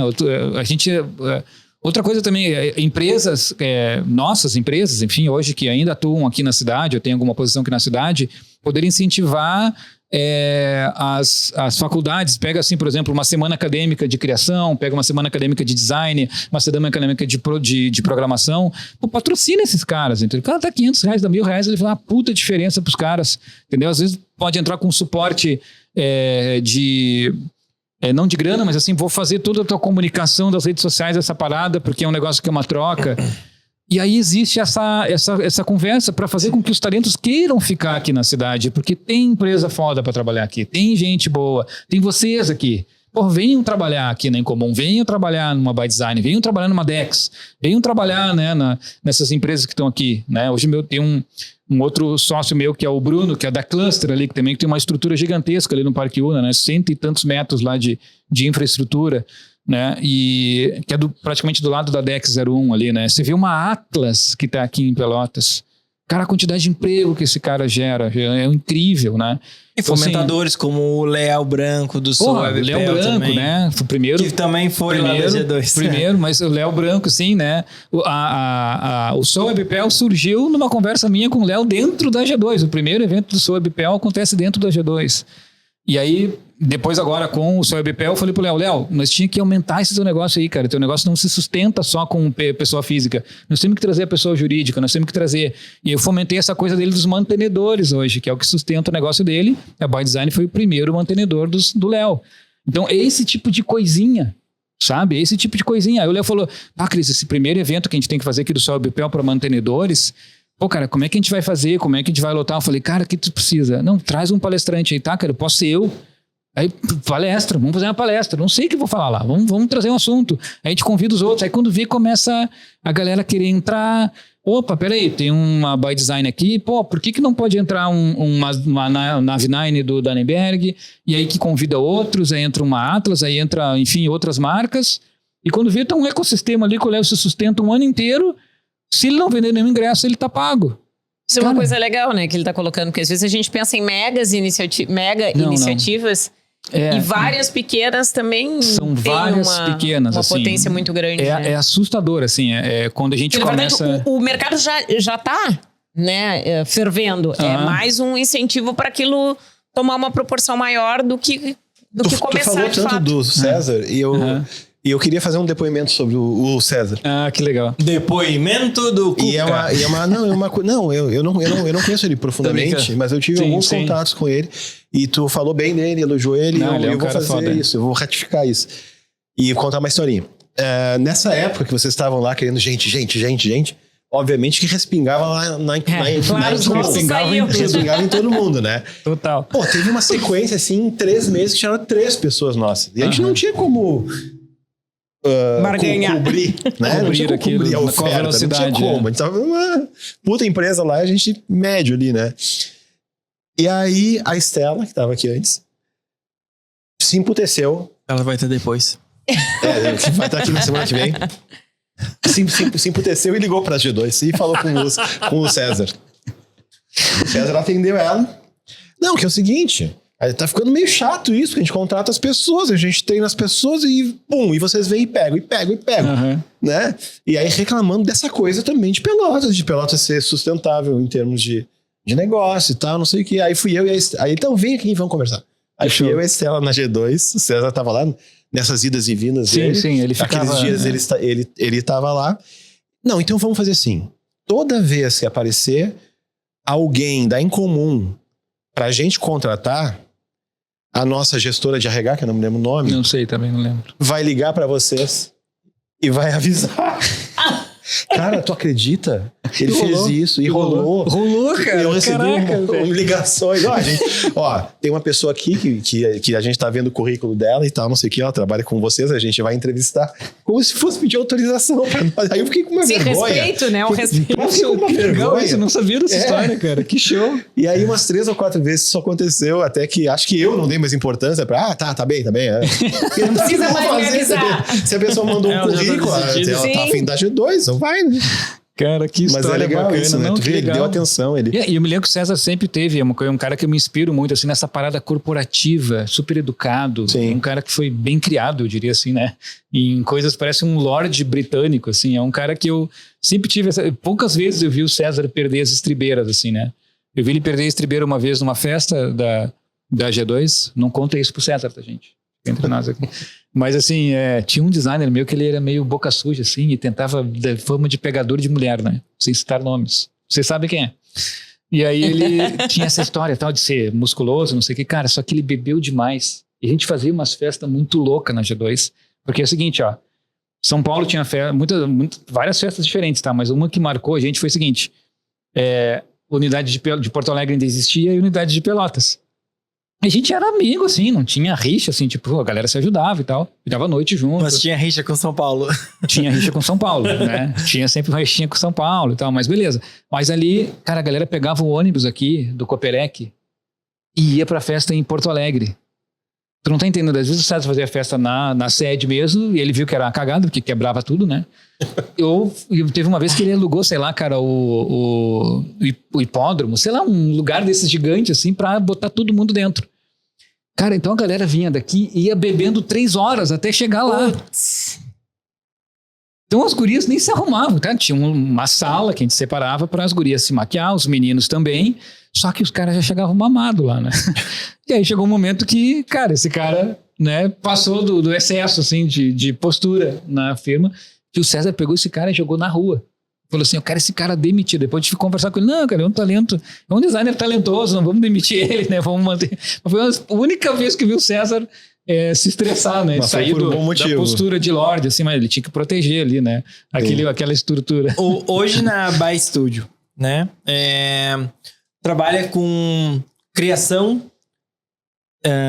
UX, UI. Boa. Como que tá esse momento hoje? Sim. E como tu tá fomentando a economia também local? Óbvio que com a pandemia a gente teve uma mudança de contratação. números exorbitantes de contratos? Não? Quantas pessoas tem contigo? Como que tá esse novo momento aí? Hoje a gente se intitula como By Design Studio, né? Então, assim, eu acho que tô com 47 anos hoje, né? Uma história bacana, como vocês viram aqui, de profissional. E tem algumas coisas que, tipo assim, quando tu passa dos 40, 45, tu diz assim, cara, isso aqui eu não quero mais fazer da vida, né? Então você diz um basta... Isso não me serve. Teve um pequeno gap, assim, de exatamente... Pô, Cris, eu tava com um negócio muito legal, tá com sócios muito bacanas na DEC 01. Pô, Cris, por que você saiu da DEC 01? Cara, eu tive realmente a crise ali dos 42, né? Foi exatamente assim, a teoria dos setênios, né? Pra quem não sabe, dá um Google aí. 7 em 7 anos a sua vida... Crestela. Você quer mudar e você quer... E, cara, eu decidi virar coach, velho. Sim, sendo bem transparente, assim. Eu fui impactado por aquela metodologia e tal, do coach e tal, ali pré-pandemia, né? E estudei essa palavra, fiz uma formação numa das escolas, né? Que é o Instituto Brasileiro de Coaching na época. Sou muito grato a essa formação, me ajudou a evoluir várias coisas que eu precisava evoluir do Cris antes, pós-42, né? Pré-42. E eu falei assim, cara... E eu tava na Dex criando uma nova G2. Literalmente, eu tava viajando para São Paulo, eu comecei a prospectar Bradesco, e eu tava começando a ficar longe da minha família. E eu tava com um filho pequeno, né, que é o Miguel, tem um filho hoje de 7 anos. Na época ele era pequeno, e eu falei assim, cara, esse troço aqui não é para mim. E eu, cara, liguei um foda-se, assim. Eu falei pro César, falei pro meus sócios, cara, não é por causa de vocês, não tem nada a ver, mas eu preciso dar uma parada na minha vida, cara. Preciso parar esse negócio, eu preciso dizer o que tá acontecendo, né? E aí parei e disse assim, cara, vamos ver o que acontece. Tinha minhas reservas, claro, financeiras, não fiz um troço maluco, né? Mas decidi entrar um pouquinho mais nessa questão de estudar o comportamento humano e aplicar essas coisas em mim e tal.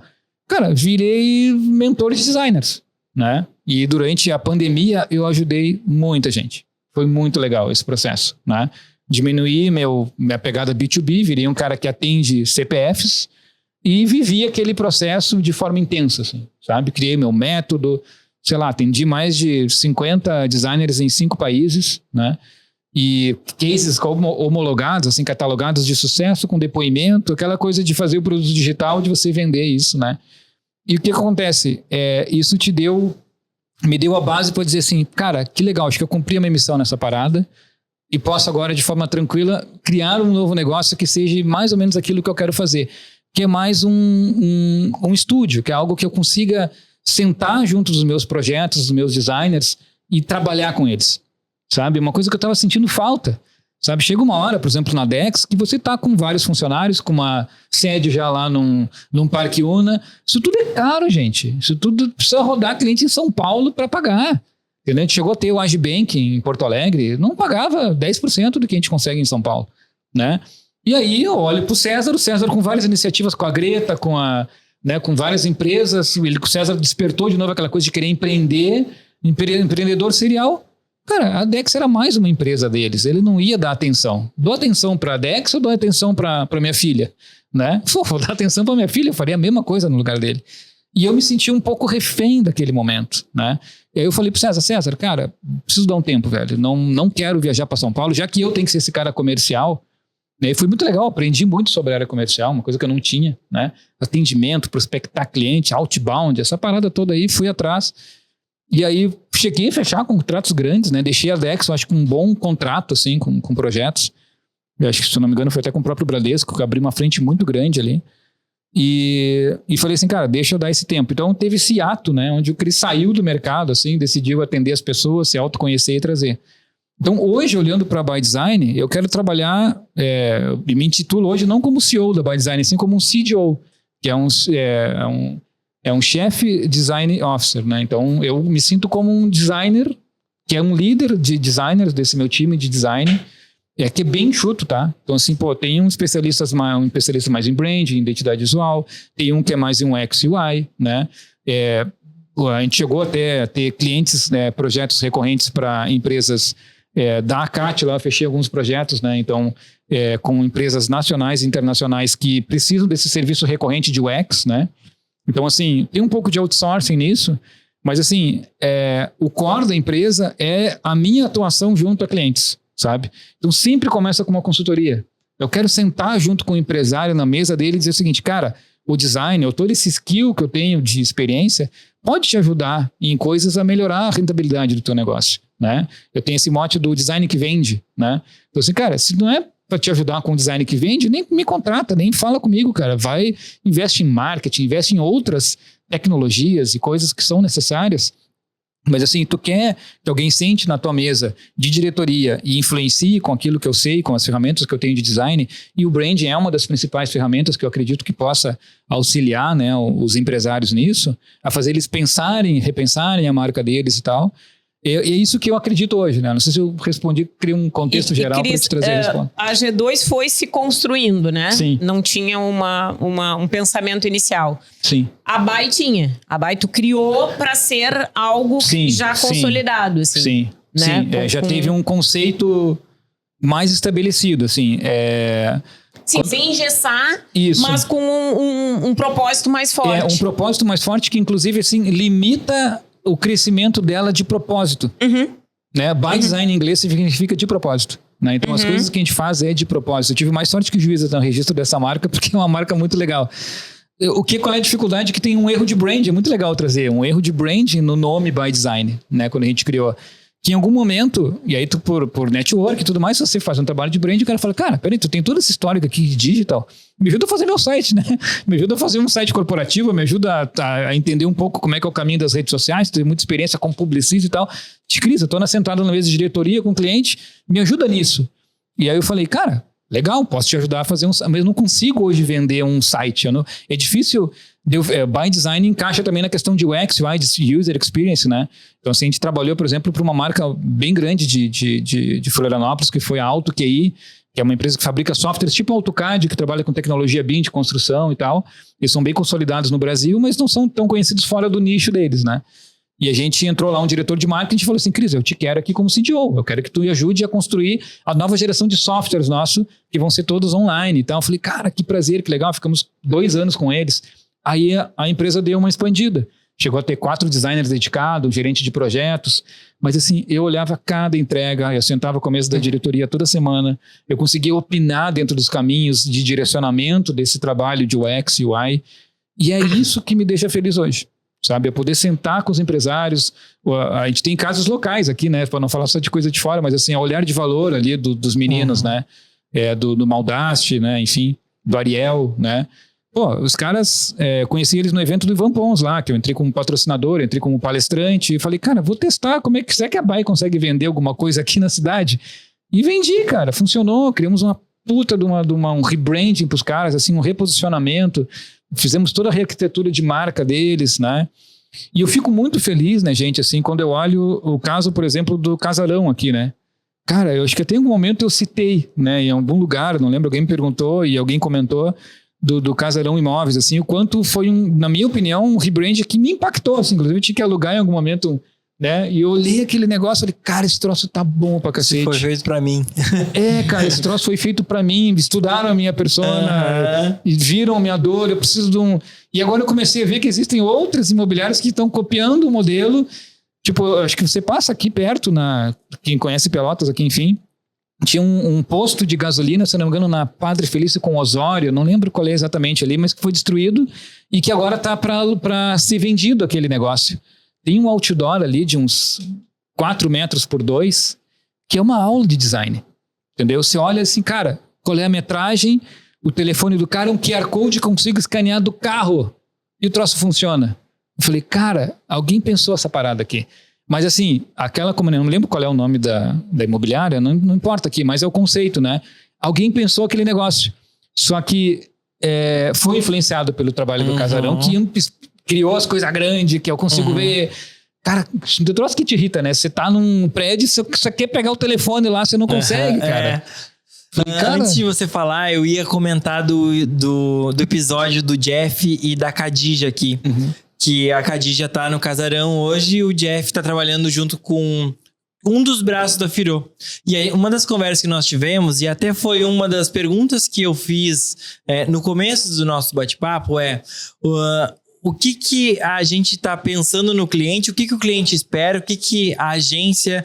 Vocês não são agência hoje, né? Não, a gente se determina como um estúdio de design que pode te ajudar a fazer um design que vende. Mas esse entendimento de, será que a gente está atendendo o cliente quanto estúdio de design? Será que precisamos ter mais processos de imersão dentro do cliente, dentro desse processo de criação de brand e posicionamento? Ou não? Eu ficar afastado, dando a minha consultoria, ajudando... funciona também. O que você percebe? Eu gosto muito desse processo, assim, de novo, eu não gosto de inventar metodologias, mas eu sou um estudante, né? Acho que como todos nós, assim, eu gosto de estudar metodologias e testar aquilo que funciona mais. Eu sou muito tradicional nesse sentido. Então, cara, eu gosto muito da metodologia do Design Thinking, assim, é a metodologia que eu confio, a metodologia que eu mais estudo, é a base do nosso trabalho todo na By Design. Então, assim, e a primeira etapa dessa metodologia é uma grande imersão. Certo? A primeira coisa que eu falo com o cliente é o seguinte, cara, se eu não conhecer o teu negócio, se eu não entrar e tu não... A gente assina acordos de NDA, assim, cara, me conta teus segredos, velho. Entendeu? Me conta, me abre, vamos fazer um trabalho aqui de psicólogo. Senta no divã e me conta, porque se eu não entender as tuas dores mais latentes, eu não vou conseguir te ajudar. E eu vou estar te enganando, eu vou estar me mascarando. Eu odeio apresentação, tá? Assim, eu odeio, cara, tipo, gerar uma apresentação. Eu gosto daquele processo que a gente senta junto com o cliente e, cara, vamos entender o problema, vamos criar essas ferramentas, o post-it. Cara, eu sou meio old nessa parada, tá? É óbvio que tenho clientes online, a gente faz esse processo hoje com o Figma online, a gente tem essas coisas, dá para fazer. Mas é muito legal quando você entra num cliente local, o Olhar de Valor foi um desses casos, né? De sentar com os meninos e a gente pensar junto o projeto. E aí é legal ver o depoimento do cliente depois do projeto feito. É aí que você vê onde é que se... Ah, mas peraí, cara, onde é que eu poderia ter melhorado o Audacity? Onde é que eu poderia ter melhorado o Arial? Né? E eles falam assim, Cris, cara, tu ajudou a gente a repensar algumas coisas do negócio. Eu falei, tá, então atingi meu objetivo. Eu não tô aqui para te ajudar na tua comunicação. Eu sou um empresário, tu é um empresário, tu tem que criar um negócio que visa lucro. E eles não tinham percebido, por exemplo, nesse caso específico, que eles tinham um mercado que era B2B. Eles estavam só no mercado B2C. Eu falei, cara, aí nós criamos toda a identidade visual pro B2C, trabalhando. Quando a gente foi ver lá na finaleira, ele falou assim, não, mas nós estamos trazendo um novo sócio agora aqui que vai começar a prospectar empresas para vender o nosso trabalho de treinamento humano e tal. Para tudo. Volta. É isso que eu ia te perguntar. Volta? Isso acontece conosco lá e eu vou te perguntar se acontece contigo. Tem muito cliente que te compra o teu produto sem saber o que está comprando? Sim. Tem, né? Tem. E se surpreende depois. Se surpreende depois. Então, que legal. E porque ele confia em ti. Porque não sabe o que precisa também, né? Ele quer um troço, ele confia que tu vai resolver e ele te compra o produto de branding, né? Sim. E aí depois ele entende. E assim, esse nível de cultura dos clientes... Gente, o que é branding? Boa.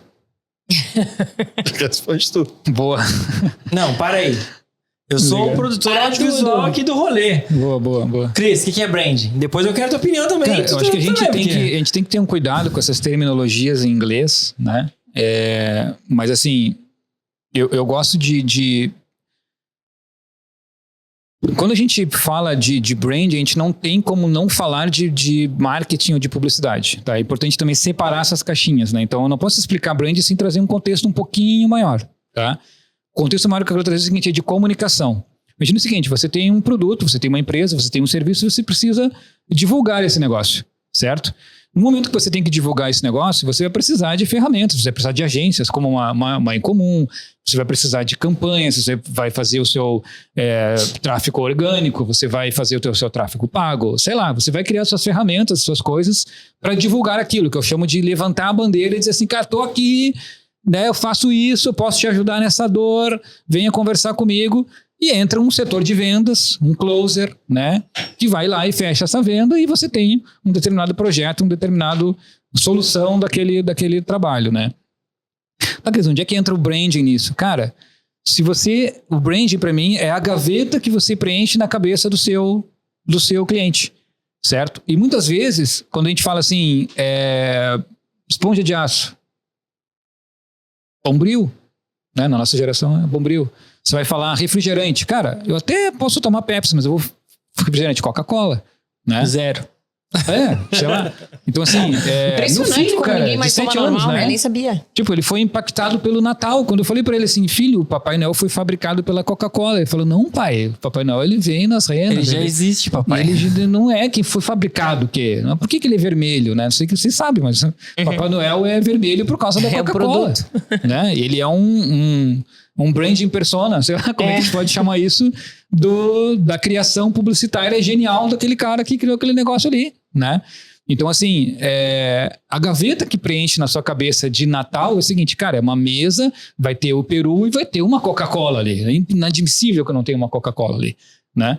Então, se a gente for explicar isso, para mim é o piso, né, a base, que depois, quando você vai trabalhar uma publicidade, você vai divulgar essa marca, essa base ela está bem sólida, ela não é uma areia movediça que você cai e se afunda naquilo. E principalmente pensando na diferenciação que você vai ter no mercado com relação aos seus concorrentes, o jeito que você conta essa história, né? E muitas vezes não é nenhum bom produto que você precisa ter. A Harley Davidson é uma moto de merda, cara. Tinha um amigo meu, que é um produtor gráfico, e ele tinha uma Harley, e ele era apaixonado por aquele troço, e eu tentei andar naquela moto, cara, eu não consegui dirigir aquele troço. Aí o César tinha uma BMW na época, eu falei assim, caraca, dirigir esse troço aqui é muito melhor do que uma Harley. Aí você explica como a comunidade da Harley. É legal ter o barulho, é legal ter o cano estourado, é legal... Dirigir assim. Não, e é muito legal que quando eu comecei a estudar um pouquinho mais sobre brand persona e tal, eu fui entender, cara, aí tem um case lá no curso que eu fiz na época, que falava do case da Harley. Aí os caras falaram, pô, o cara não sei o que, eu falei, cara, tá, mas peraí, não é um cara tatuado o seu buyer persona, o seu brand persona? Não, cara, é o Cris, velho. Que em algum momento tem uma tatuagem, mas ele vai botar o capacete, porque quarta-feira ele vai andar com os motoqueiros. Não tô dizendo que o Cris seja só um exemplo, tá? Mas um cara de meia idade, com crise de meia idade, que comprou uma moto de 50, 60 mil reais, 100 mil reais, e que quer curtir o quarta-feira dele antes do futebol. E quer se sentir esse personagem de filme, que é o cara tatuado, que é o cara independente, mas depois ele tem que chegar às 10 horas da noite senão toma mijada da mulher, entendeu? E não pode beber pra poder dirigir. Então esse cara sou eu, entendeu? É a gente aqui, sei lá, entendeu? A minha música do começo chega isso aí, esse cara sou eu. Então quando a gente vai entender assim, e claro, a Harley tá ligado nesse cara, né? Tá ligado naquele momento. Me lembro de uma campanha foi em São Paulo, que foi óbvio São Paulo, né? Que são essas campanhas da Harley e tal, que sem um cara fazer o test drive, né? E eles criaram essa campanha com câmera escondida e tudo mais e tal, que o cara, que é um cara normal como a gente, botou o capacetinho e foi fazer o teste da Harley. Quando ele andou, chegou na avenida lá, tinha 50 motoqueiros e o cara se sentiu o máximo, assim, me arrepia só de pensar nisso, né? Cara, isso é uma campanha publicitária de sucesso feita por uma empresa de publicidade de marketing que utilizou um bom case de branding, porque o brand estava super bem definido. Eles não trouxeram um cara tatuado, radical, que bebe uísque, que sai, entendeu, matando todo mundo, que parece ser aquela visão que a gente tem do motoqueiro tatuado. Não, cara, é um cara pai de família que quer comprar uma Harley e que quer andar 2 vezes por semana com ela e quer dizer que tem uma Harley e que vai postar foto disso e que não vai beber para dirigir, que vai cuidar do filho quando chegar em casa, entendeu? É isso. E aí leva para outros caminhos que é de acolhimento, de referência, de me sinto pertencente a esse grupo. Exatamente. E aí isso gera um que é possível comprador ou um defensor da marca, pertencimento, né? A uma tribo, né? Então, assim... uma comunidade. Cara, é muito legal porque eu fiquei apaixonado por esse assunto, né? E sou um estudante desse assunto, sou um cara que bebe demais disso, assim. E conforme a BAI vai evoluindo, agora mesmo existe um posicionamento de 2025 de realmente da gente deixar a BAI Design mais nesse trabalho de brand, desse trabalho. E, cara, eu quero ser esse cara que tá junto com o cliente, ajudando ele a construir essas marcas, né? E vou, como qualquer negócio, vou testando esses modelos, mas vai ter sim uma pegadinha digital ali. Vai precisar ter, porque eu tenho isso no DNA. No DNA. Cuca, o que é branding? Cara, é o conjunto de expressões da personalidade de uma coisa. Né? É como essa coisa se expressa na sua personalidade. Sensacional. Como tu expressar a personalidade. Perfeito. De todas as formas. Eu acho assim, ó, antes se usava a palavra marca, né? Mas a marca é muito ampla, porque qual é o valor de marca? Aí tu tem um valor, né, de mercado, tu tem um valor de bens, tu tem... Tá, mas não é isso. Marca é o quê? O gráfico? Não é só o gráfico. A marca é tudo aquilo que acontecer com relação à Harley, a Coca-Cola vai influenciar nessa imagem. E aí eu acho que se criou esse termo, né, branding, que vai abarcar isso, que abarca o que é visual, o que é conceitual, o que é externo, porque o que a pessoa faz com a Coca-Cola influencia na tua percepção de marca da Coca-Cola, né? Perfeito. Que é esse branding. Os pontos de contato. Então, né? todos os momentos onde esse produto, essa marca estiver envolvida, tá construindo essa imagem, né? Então, ele é o posicionamento, ele é a imagem, ele é esse percurso e ele é um desvio também, né? Ele é qualquer coisa que aconteça. Perfeito. Custou o Casarão, né? O Casarão foi em comum que fez. Sim. Não, eu queria te contar isso porque a gente teve a sorte de fazer esse trabalho num momento que a Casarão estava reformando. Show. A gente fez junto com o Caveirinha. Sensacional. Então foi um trabalho muito amplo, assim, sensacional. e que pautou as mudanças físicas também. Total. E isso é um dos processos que é mais importantes para o design, essa transformação arquitetônica também.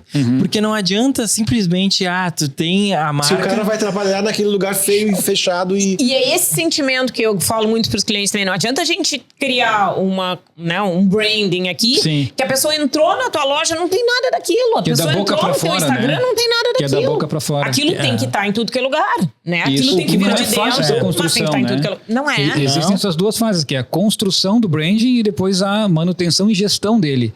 E não quer dizer que em algum momento você não pode questionar de novo o Casarão, o cliente X, e dizer assim, cara, nós estamos em outro momentum agora. Ou entrou outra tecnologia que às vezes muda rapidamente um negócio, uma estrutura, ou muda um jeito de se falar. Sim, o mercado dá uma... Por exemplo, hoje a gente vê lá, o Casarão faz o negócio impresso para colocar lá, né? Mas melhoraram a experiência daquilo, tanto estética quanto de acessibilidade. É uma experiência de user experience em algo impresso. Agora, em algum momento, o papel digital vai se tornar barato e nós vamos ter mini outdoors nesse negócio. Muda a pegada, o jeito de você contar essa história. Então, e surge uma técnica nova e já muda também. Exatamente, uma tecnologia nova. É vivo, né? Tá, não, deixa eu tirar uma dúvida contigo agora. Fica à vontade. Como é que tá esse momento de posicionamento de clientes? Como que tá sendo o processo de imersão, de trabalho, de pós-pandemia? O que tá acontecendo nesse momento agora? De tá percebendo, assim, na publicidade, na comunicação? Assim, de maneira geral, claro, eu tenho os contatos e falo com muita gente ainda de São Paulo e tem essa visão de mercado de amigos que viraram produtores, né? Tem o cara de 3D, o cara do vídeo, então são empresas hoje que são mais consolidadas, inclusive. E que não é só uma coisa, né? Isso. É um pouco... assim, transitam, cara, né? E também, assim, de grandes empresas, tipo, colaboradores que trabalham no Itaú, que trabalham no Santander, assim. Hoje de tarde mesmo eu falei com um amigo meu que tem um negócio em São Paulo e tal, e ele trabalha numa empresa. E aí ele falou o seguinte, cara, ele é empregado do Santander, não quero te mentir, do Santander, se eu não me engano, tá? E ele é obrigado a ir 3 vezes por semana no trabalho, né? 2 vezes por semana ele pode trabalhar de casa. Certo? E foi exatamente isso que em algum momento eu escutei no passado do Itaú também, inclusive as contratações. Tipo assim, cara, teve o boom, né, de UX, de UI, pós-pandemia, onde a galera precisava... teve muita startup, muito investimento de risco que foi feito e muita gente se ferrou. Então, assim, em 2023 para 2024, e 2024 se consolidou isso, essas empresas que investiram, acabou o dinheiro. Então, teve uma leva de demissão nessa área de UX e UI que foi gigantesca, assim. E quanto maior a cidade, maior os mercados, São Paulo mesmo foi uma terra arrasada, assim. Sabe? Muita gente demitida, gente boa, gente competente, demitida, né? Então, assim, parece que as melancias se acomodaram, tá? Que nem teve o boom das startups, teve o boom de não sei o que. Cara, teve essa acomodação. E aí, o que acontece? Acho que trazendo um pouco mais do que tu me trouxe, assim, o pós-pandemia, para mim, na verdade, assim, voltou um pouquinho à origem que a gente estava, tá?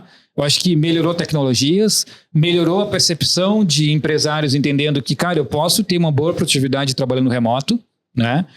E o bacana é isso, tipo, a G2, foi fundada em 2000, ela já tinha uma mentalidade do pandemia, de trabalhar remoto e compartilhado. Então, pelo menos assim, para mim não foi novidade. Quando tem uma pandemia, agora tem que fazer reunião online, qual é a novidade? Eu já trabalho com isso há 15 anos.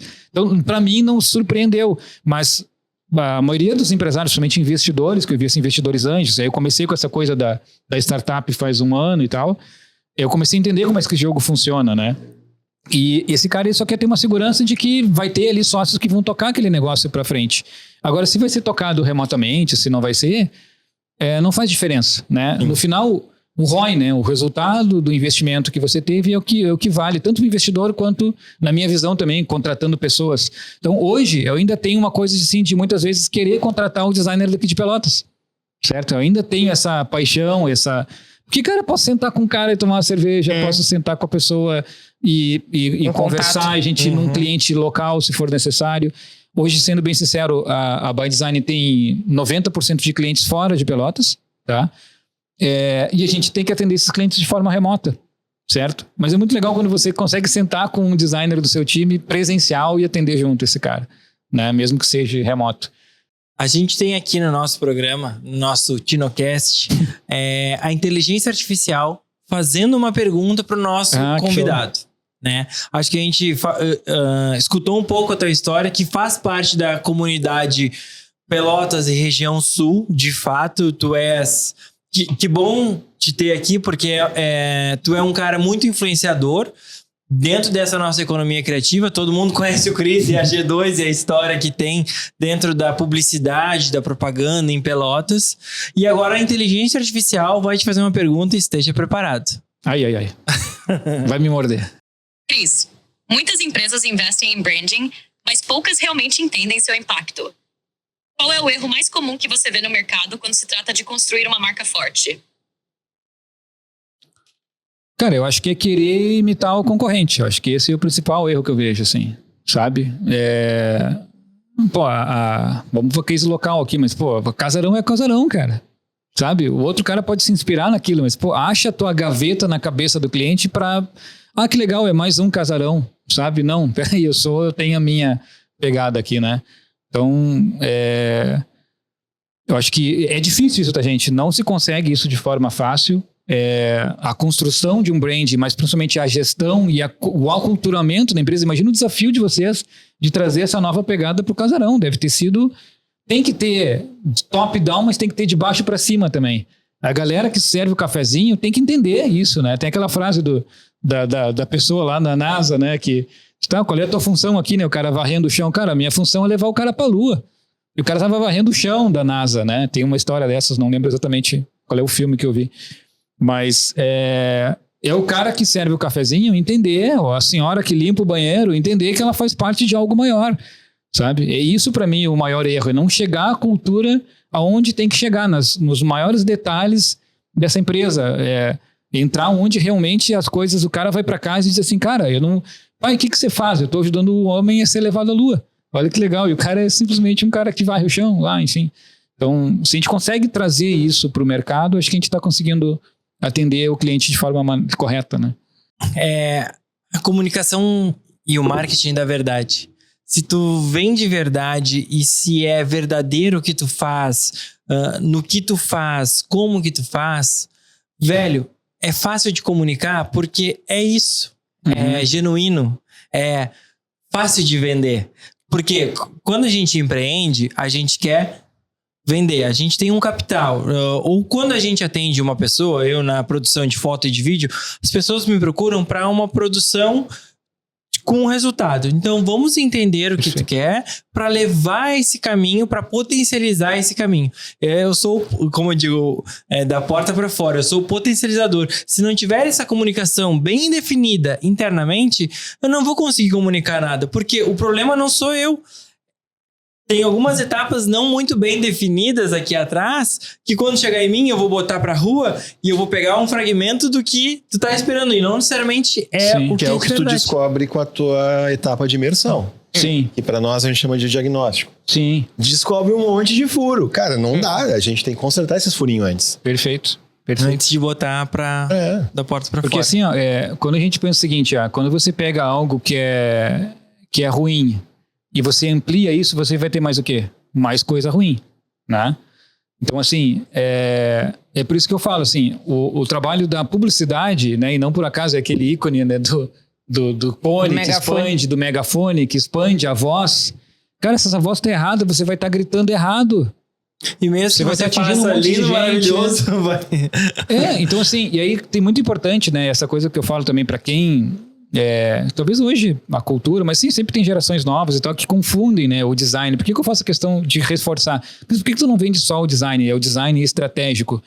Porque, cara, o design às vezes ele pode ser confundido só com algo estético, né?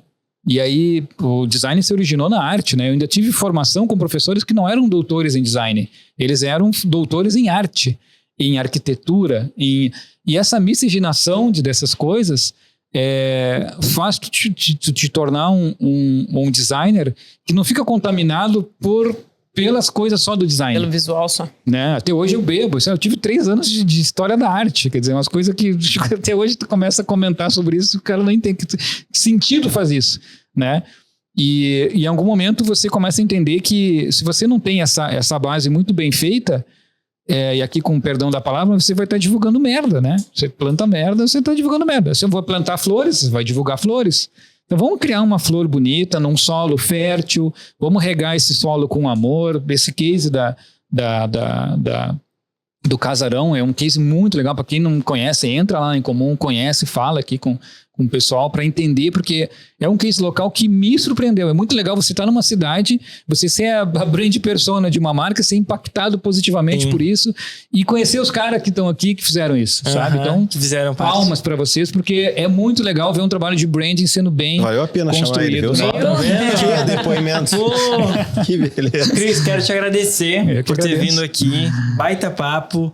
Saber um pouco da tua história, eu já sabia algumas coisas, mas poder trocar com outras feras da publicidade e criação e branding de Pelotas, que é a Flavinha e o Cuca. Eu tô navegando nesse barco junto com eles aqui, mas muito obrigado pela tua disponibilidade. Eu que agradeço. Pela tua troca e seja sempre bem-vindo ao TinoCast. Tá bom, fiquem à vontade, estou à disposição para outras conversas. Fiquei um pouco assustado de estar aqui sozinho, mas né, outra vez vamos trazer a dupla aqui para a gente trocar uma ideia. Mas na próxima vez a gente foi super bem acompanhado aqui. Agradeço, né, a presença, o carinho, a oportunidade de trazer um pouco dessa história. Acho que o recado final é: você que é pelotense aqui, cara, entende que nós somos uma cidade produtora de talentos há mais de 20 anos.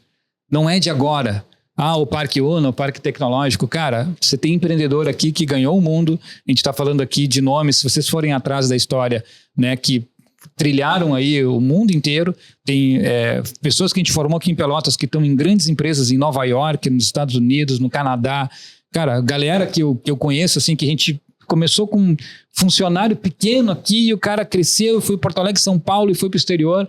E né? Que tá dentro do Brasil muito bem também, no Rio, São Paulo. Sim, cara, atendendo grandes marcas e atendendo lideranças. E muitas vezes fizeram esse caminho de se formar numa coisa e ir para uma E que até mesmo como grandes nomes estão aqui em Pelotas ainda formando cada vez mais gente, como o teu caso. Exatamente. Bora para cima. Muito obrigado, Cris. Obrigado. Esse foi o TinoCast, o podcast da indústria criativa do sul do Brasil. Muito obrigado e até a próxima com muito mais TinoCast. Valeu. E aí, gente? Deus, né? Que Todos meus amigos trabalharam contigo. Porra. Que maravilha.